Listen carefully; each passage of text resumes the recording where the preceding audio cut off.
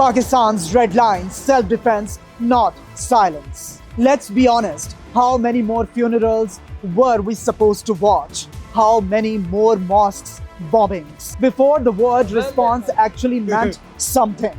On February 21, Pakistan acted not for headlines, not for politics, but after suicide attacks in Islamabad, Bajaur and Banu pushed the country to a breaking point. This wasn't random, this was calculated. What happened factually? Pakistan carried out intelligence-based strikes in 3 Afghan provinces, Nangarhar, Paktika, Khost. 7 militant centers were targeted, including New Markaz number 1 and number 2, Khariji Maulvi Abbas Center, Khariji Islam Center, Khariji Ibrahim Center, Mullah Rehbar Center, Mukhlis Yar Center. According to updates, 105 militants killed, around 30 injured, including Akhtar Muhammad, reportedly second in command to Hafiz Gul Bahadur, and an Al-Qaeda commander named Osama.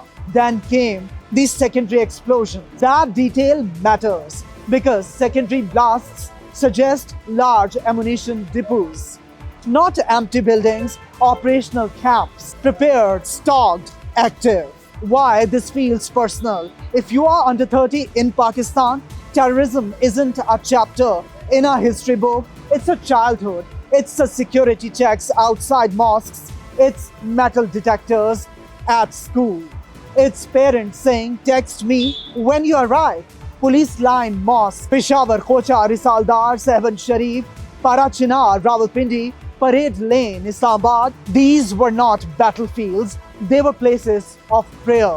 So when Pakistan responds, it's not just strategy, it's accumulated grief, it's trauma, it's state saying we cannot keep absorbing blows. The legal lens, now let's step back. Under Article 51 of the UN Charter, every state has the inherent right of self-defense. If armed attacks originate from outside its territory, the core legal questions are always, was the threat real? Was the response proportional? Pakistan's position is clear. If attacks are being planned across the border, then defensive action is justified. Supporters call it lawful self-defense. Critics may call it escalation. But legally, the argument rests on organized international doctrine. The Afghanistan dimension. There is another layer here.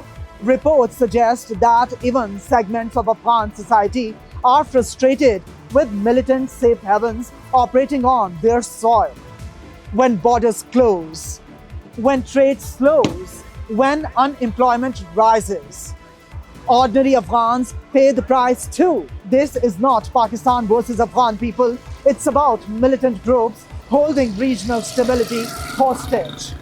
And that distinction matters. What is strategic reality? Let's remove emotion for a second. Strategically, this sends 3 signals. Safe havens will not be ignored. Cross-border attacks will trigger consequences. Patience is not weakness. For years, Pakistan absorbed, condemned, protested diplomatically. Now it acted. The real question is, does this restore deterrence or open a new cycle? That depends on what happens next. One thing is certain, national security is not optional, and for a generation that grew up in that shadow of terror, this moment feels different. Let me know your thoughts respectfully, because this conversation is bigger than politics. It's about peace and whether this was the step needed to protect it.